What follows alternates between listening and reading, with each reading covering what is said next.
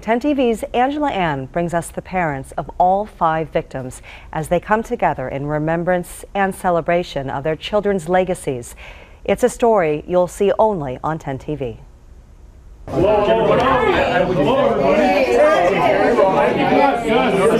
It's the first time in years since the families of Christine, Kyle, Aaron, Andrea, and Alan have seen each other. Hey, Patty, baby. How's it going? The bond they share is bittersweet, given the tragedy that brought them all together. 10 years ago, 5 young adults died in this home just east of the OSU campus. Christine Wilson, Kyle Rollin, Aaron DeMarco, Andrea Dennis, and Alan Schlesman. To this day, Columbus cold case detectives say they have no new leads tracking the arsonist who set the fire and fled. 1 week before he was killed, this is all really hard to say, but I talked to him and we were going to do something for the Boys and Girls Club and maybe just do a clinic or something.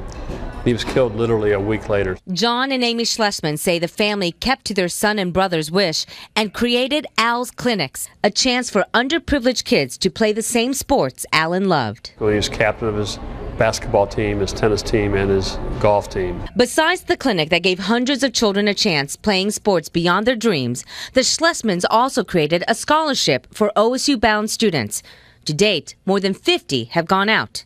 John Baker was one of the earlier recipients. But just remembering what Alan had represented, his character, his personality, really helped me to shape some of the things that I was doing educationally and in my career. Mike and Rita DeMarco also created a scholarship to honor their daughter, Erin. The money helps future students with tuition at the same private high school Erin loved. It's extremely important to us just because we feel as though we're giving something back that Erin has given to us the 20 years that we had her. St. Thomas Aquinas says many families have benefited from the dollars donated over 10 years. People that we know, people that Erin knew. It's funny, I mean, it may be $20 they send there, like around her anniversary or birthday, and it's just the sweetest thing, because it's like somebody, 10 years later is still making that extra effort to remember. In Westchester, where Kyle Rollins' mom taught kindergarten, there's a memorial bench for families to read together and a rock climbing wall in Kyle's memory. But there's one tribute that brings his father to tears. One of Kyle's good friends had triplets, and they had one boy, and named the boy Rollin, and that was especially touching. I was in their wedding also in place of Kyle. And there's this wall at Kyle's high school soccer field.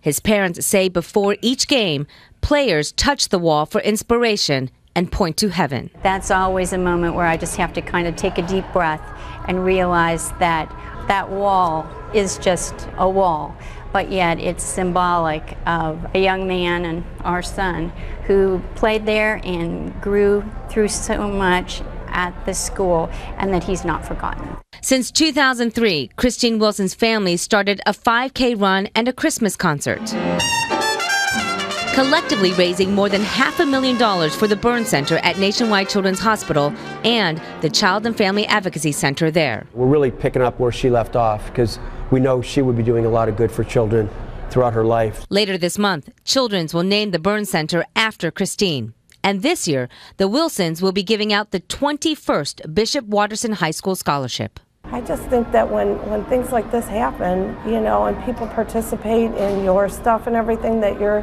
doing in her memory, I think it really does. It just adds to your healing. It makes you feel positive. Dean and Patty Dennis say they hope the one positive to come out of losing their daughter, Andrea, is for everyone to know the difference in smoke detector technology.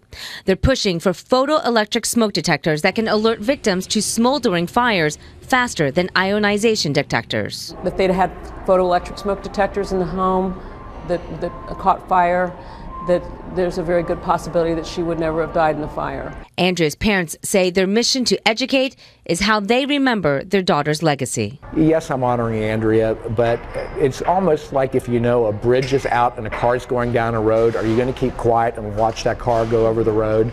I'm not going to let families lose their family members and go through unnecessary loss like we had to undergo. I know he's always with me when I play. Amy Schlesman says she finds strength from thinking of her brother Alan, who is never far from her mind. That's because on one shoe, her brother's initials, and the other, his birthday. Before I play, always before I start the match, I touch both my shoes. And sometimes when it's a really big point, I'll touch my shoe. It is hard to measure just how many people have been impacted by these 5 young lives, but it is clear their legacies continue beyond what their families ever imagined.